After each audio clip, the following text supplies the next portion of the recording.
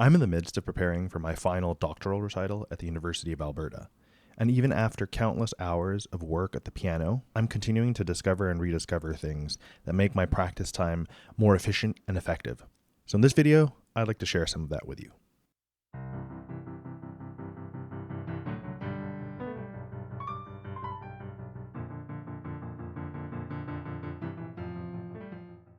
I'll address 3 key areas that are very important when getting ready for a big performance: memory, security in difficult passages, and rhythmic stability. I've found that working in small sections and just taking a few measures at a time and repeating them helps reinforce my memory in places that are weak. And no matter how far you are into learning or knowing a piece, and of course we can always continue to know something more deeply, isolating the hands remains an effective strategy.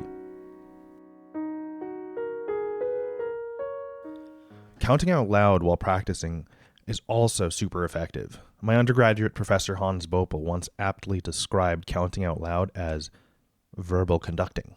1, 2, 3, 4, 1, 2, 3, 4, 1, 2, 3, 4. If we can play our music while conducting ourselves, so to speak, it helps us feel more secure in the pitches, the rhythms, the expressive content. It leads to a new level of mastery. When the time comes to run through your pieces, power through the mistakes. Don't dwell on them.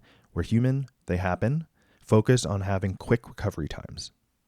Now on to tricky passages, specifically fast passages. When things keep moving, I still find myself having trouble, especially in the midst of an adrenaline rush. Put in the work beforehand. Double check your fingerings as early as possible in the process of learning your music.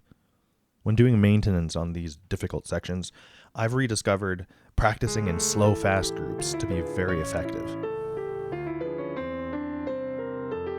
Be mindful of your body. Don't get tight, continue to breathe regularly, and always keep in mind that pianos are very responsive instruments. We often need less physical exertion than we might think. Just drop your shoulders and breathe. Lastly, take advantage of the metronome as a tool to ensure rhythmic stability. A strong sense of pulse helps hold things together and enables you to finally control your rubato. Taking the time to practice under tempo helps to counteract that tendency we all have to rush when the adrenaline hits.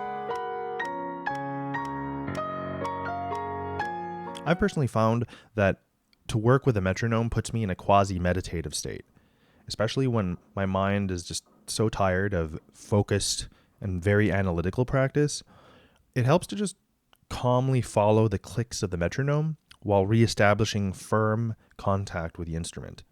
And so even if I'm not engaging in my high complexity fancy practice techniques, I'm continuing to reinforce my kinesthetic memory in an energy efficient way. As we continue to grow at our craft, our standards will continue to rise. And we as artists will never be completely satisfied with our own work. That's just the hard truth. Be kind to yourself, embrace the process, and do your best to enjoy the journey along the way.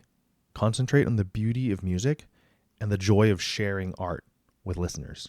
And like everything else in life, just breathe and persevere through the difficult moments. Anyway, it's back to the practice rooms for me. I'll see you in the next one.